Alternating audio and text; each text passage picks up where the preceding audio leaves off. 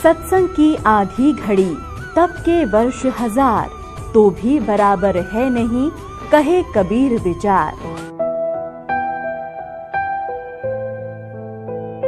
क्या वचन सुनाते हैं संत जन कि भाई जैसे कपड़ा मैला हो जाता है, उस कपड़े के मैल को साफ करने के लिए कई विधि अपनाता है धोबी। कुछ तो मैल ऐसे होते हैं, कुछ तो मैल ऐसा होता है जो केवल पानी में धोन मात्र से समाप्त हो जाता है। कुछ ऐसा मैल होता है उसको साबुन ही लगा करके नष्ट किया जा सकता है। कुछ ऐसे दाग होते हैं जो ड्राई क्लीन से होते हैं। ठीक इसी प्रकार हमारी आत्मा जो अंतःकरण रूपी कपड़ा बहुत युगों से मैला हो चुका है, इस मैल को यानी पाप कर्मों को नष्ट करने की विधि कई प्रकार की अपनानी पड़ेंगी।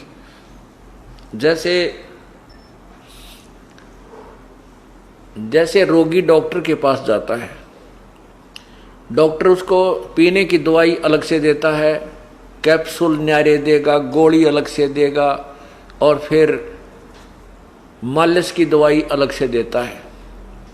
इन सभी औषधियों का प्रयोग करके स्वस्थ हुआ जाता है। इसी प्रकार इस हमारे को ये दीर्घ रोग लगा हुआ है जन्म और मृत्यु का।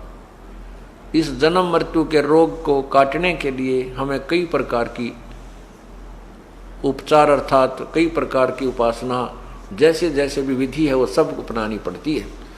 इसलिए हमारे ऊपर जो पाप कर्मों का धब्बे लगे हैं, दाग लगे हैं, मैल चढ़ा हुआ है, उसको काटने के कई तरीके बताए। जैसा आपने कल यजुर्वेद में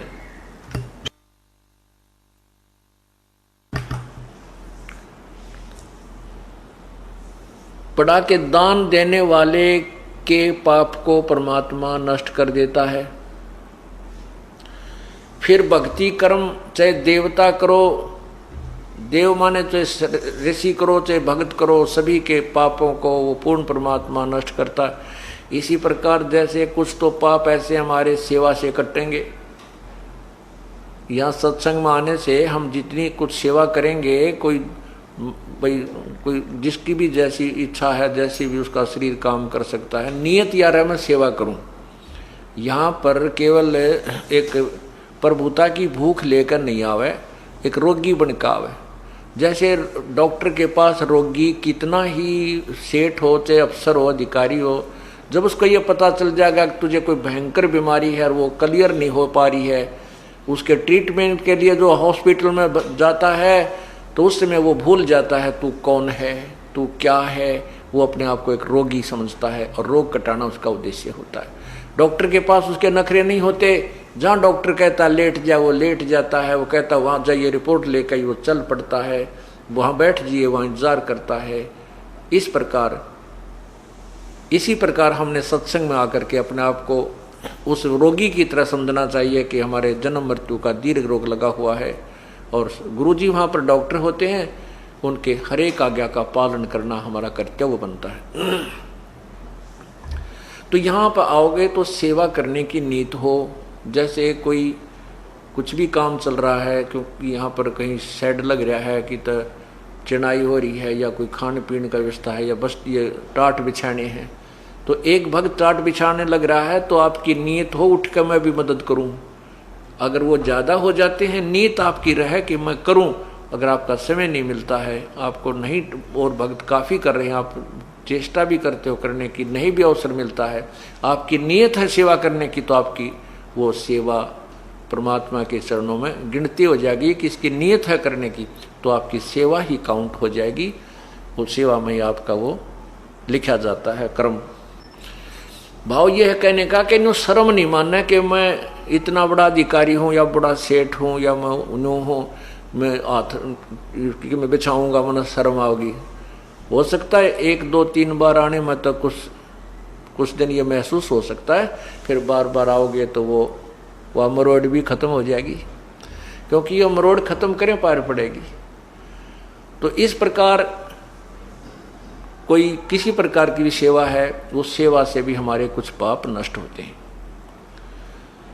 दूसरा ये है कि हम जो सुबह शाम दोपहर के नित्यनेम करते हैं, ये ज्ञान यज्ञ है, ये सत्संग है, ये ज्ञान यज्ञ है। एक धर्म यज्ञ है जो भंडारा चल रहा है, परमात्मा के हंस आते हैं, सदा व्रत दिन रात चलता है यहाँ भगवान का। ये इसमें जिस चीज का भी जो सहयोग है वो धर्म यज्ञ हो रही है। किसी का 1 रुपया, किसी के 100 रुपये, किसी के 1000 रुपये, किसी के 10,000, किसी के लाख, उनकी उसी रेशो में आपको पुण्य मिल रहा है। ये धर्म यज्ञ है।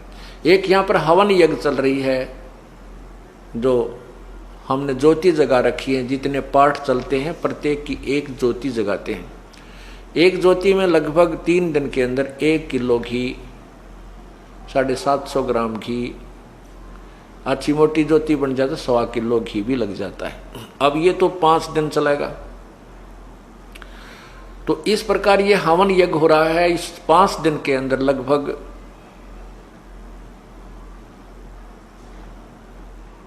जो है सैकड़ों किलो घी यहां पर हवन होगा।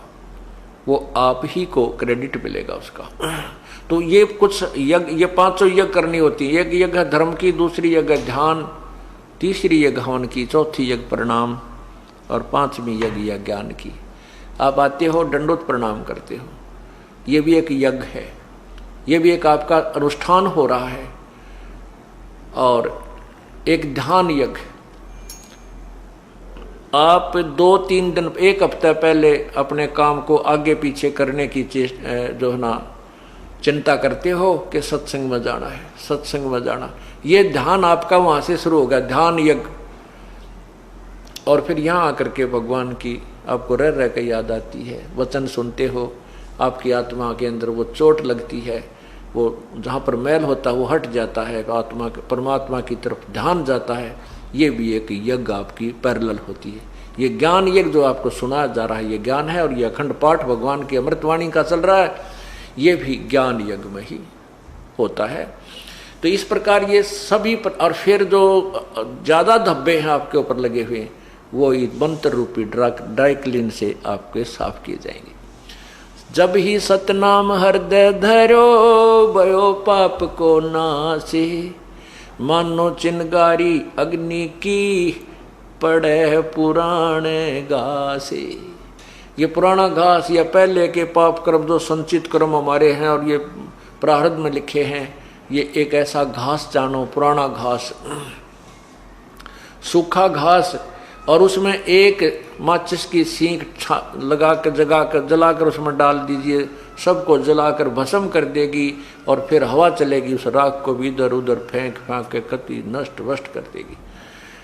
इसी प्रकार ये सत्य नाम, सच्चा नाम जो है, इस नाम के भजन से, जाप से, पूरे गुरुते लेकर के आपके सभी पापों को नष्ट कर दिया जाएगा। तो कुछ पाप ये ऐसे हैं जो इस सत्यनाम से और सारनाम से कटेंगे। और ये तीनों ताप क्या होते हैं? कोई देव रुष्ट हो जा, कोई किसी पर जंतर मंत्र कर दे, गाल गलवा दे, टूना टोटका करवा देता है, और कोई किसी को शराप दे देता है, कोई देवता रूस गया, हमारी भैंस ने दूध ना दिया, हमारा खेड़ेड़ा बाबा रूस गया। तो ये परमात्मा का नाम लेने के बाद सब ठीक हो जाते हैं, कोई रुष्ट नहीं होता, ना ही कोई किसी का टूना टोटका हमारे नाम लिए प्राणी के ऊपर नहीं हो सकता। ये गारंटीड बात है। नहीं उस पर किसी के श्राप का असर होगा। यदि देखो हम गलती करेंगे नहीं, यदि हम गलती करेंगे तो फिर तो कोई भी गलती हमारे ऊपर अटैक कर सकता है। गलती का अर्थ है कि हम कोई नियम ना तोड़ें, फिर हमारे ऊपर कोई किसी का भी कोई प्रभाव नहीं हो सकता। तो इस प्रकार हमारी जो ये क्रिया हैं सत्संग में आकर हमें करनी चाहिए। भाई जो गुरु वचन पे डट गे रकट गे फंद 84 के, कट गे फंद 84 के, रकट गे फंद 84 के। भाई जो गुरु वचन पे डट गे रकट गे फंद 84 के।